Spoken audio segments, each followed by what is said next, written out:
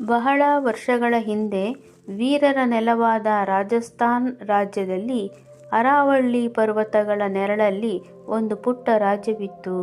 ಅದುವೇ ಮೇಘಾಪುರ. ಆ ರಾಜ್ಯದ ರಾಜನು ವೀರಸಿಂಹ.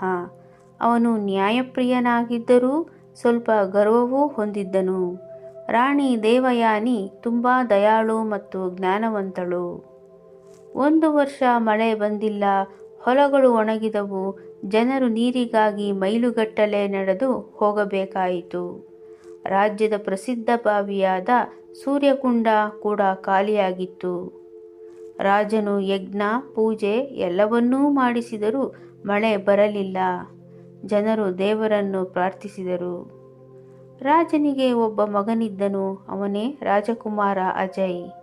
ಅವನು ಧೈರ್ಯಶಾಲಿ, ಆದರೆ ಜನರ ಕಷ್ಟವನ್ನು ನೇರವಾಗಿ ಕಂಡಿರಲಿಲ್ಲ. ಒಂದು ದಿನ ಅಜಯ್ ರಾಜಮಹಲದಿಂದ ಹೊರಬಂದು ಜನರ ಪರಿಸ್ಥಿತಿಯನ್ನು ನೋಡಲು ನಿರ್ಧರಿಸಿದನು. ಮಾರುಕಟ್ಟೆಯಲ್ಲಿ ಹಸಿವಿನಿಂದ ಅಳುವ ಮಕ್ಕಳನ್ನು ನೋಡಿ ಅವನ ಹೃದಯ ಕವಿದಿತು. ಅವನು ಮೊದಲ ಬಾರಿಗೆ ಅರಿತುಕೊಂಡನು, ರಾಜನಾಗುವುದು ಕೇವಲ ಸಿಂಹಾಸನದಲ್ಲಿರುವುದು ಅಲ್ಲ, ಜನರ ನೋವನ್ನು ತಿಳಿದು ಪರಿಹರಿಸುವುದು ಎಂದು. ಒಂದು ಸಂಜೆ ಅಜಯ್ ಅರಾವಳಿ ಬೆಟ್ಟದ ಕಡೆಗೆ ಹೋದಾಗ ಅವನು ಒಬ್ಬ ವೃದ್ಧನನ್ನು ಕಂಡನು. ವೃದ್ಧನು ಹೇಳಿದನು, ಈ ಬರವು ಶಾಪ. ಈ ರಾಜ್ಯದ ಪುರಾತನ ಕೆರೆಯಾದ ಚಂದ್ರತಾಳ ಮುಚ್ಚಿ ಹೋಗಿದೆ. ಅದನ್ನು ತೆರೆಯುವವನೇ ಮಳೆಯನ್ನು ತರಬಲ್ಲ ಎಂದು. ಆ ಕೆರೆ ಬಹಳ ವರ್ಷಗಳಿಂದ ಮರಳುಗಟ್ಟಿಕೊಂಡಿತ್ತು. ಅದನ್ನು ತೆಗೆಯಲು ಧೈರ್ಯ ಮತ್ತು ಸತ್ಯನಿಷ್ಠೆ ಬೇಕಿತ್ತು. ಅಜಯ್ ಈ ಸವಾಲನ್ನು ಸ್ವೀಕರಿಸಿದನು. ಅಜಯ್ ತನ್ನ ನಿಷ್ಠವಾದ ಸ್ನೇಹಿತ ಇಮ್ರಾನ್ ಜೊತೆ ಹೊರಟನು. ಅವರು ಒಂಟೆಗಳ ಮೇಲೆ ಮರುಭೂಮಿಯನ್ನು ದಾಟಿದರು. ಮಾರ್ಗದಲ್ಲಿ ಬಿರುಗಾಳಿ ಬಂತು. ಮರಳು ಕಣ್ಣು ಮುಚ್ಚುವಂತೆ ಹೊಮ್ಮಿತ್ತು. ಇಮ್ರಾನ್ ಭಯಪಟ್ಟನು. ಆದರೆ ಅಜಯ್ ಧೈರ್ಯದಿಂದ ಹೇಳಿದರು, ನಾವು ಹಿಂತಿರುಗಿದರೆ ಜನರು ಹಸಿವಿನಿಂದ ಸಾಯುತ್ತಾರೆ. ಮುಂದೆ ಹೋಗೋಣ ಎಂದು. ಅವರು ಒಂದು ಹಳೆಯ ಕೋಟೆ ತಲುಪಿದರು. ಅದು ಪ್ರಸಿದ್ಧ ಜೈಸಲ್ಮರ್ ಫೋರ್ಟ್.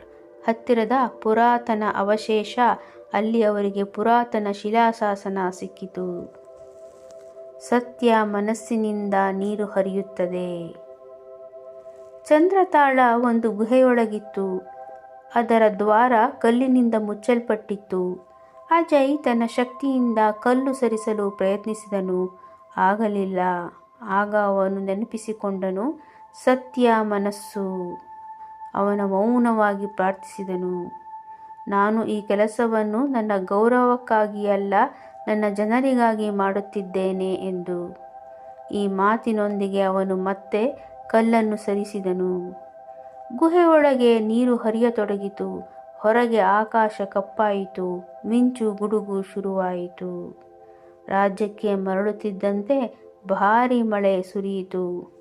ಹೊಲಗಳು ಹಸಿರಾದವು. ಜನರು ಸಂತೋಷದಿಂದ ಕೂಗಿದರು. ರಾಜ ವೀರಸಿಂಹ ತನ್ನ ಮಗನನ್ನು ನೋಡಿ ಹೆಮ್ಮೆಯಿಂದ ಹೇಳಿದನು, ಇಂದು ನೀನು ನಿಜವಾದ ರಾಜಕುಮಾರನಾದೆ ಎಂದು. ಅಜಯ್ ಉತ್ತರಿಸಿದನು, ತಂದೆ, ನಾನು ಜನರಿಂದಲೇ ರಾಜನಾಗಿದ್ದೇನೆ ಎಂದು. ಅಜಯ್ ನಂತರ ಸಿಂಹಾಸನಾರೂಢನಾದನು. ಅವನು ಹೊಸ ಬಾವಿಗಳನ್ನೂ ನಿರ್ಮಿಸಿದನು. ಮರುಭೂಮಿಯಲ್ಲಿ ನೀರಿನ ಸಂಗ್ರಹ ವ್ಯವಸ್ಥೆ ಮಾಡಿಸಿದನು. ರಾಜ್ಯದಲ್ಲಿ ಹಬ್ಬ ಆಚರಿಸಲಾಯಿತು. ಘೂಮರ್ ನೃತ್ಯ ನಡೆಯಿತು.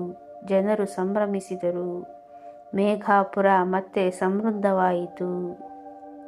ಕಥೆಯ ಸಂದೇಶ: ನಾಯಕತ್ವ ಎಂದರೆ ಸೇವೆ, ಧೈರ್ಯ ಮತ್ತು ಸತ್ಯದಿಂದ ಯಾವುದೇ ಶಾಪವನ್ನು ಗೆಲ್ಲಬಹುದು. ಜನರ ಕಲ್ಯಾಣವೇ ರಾಜನ ಮಹಿಮೆ.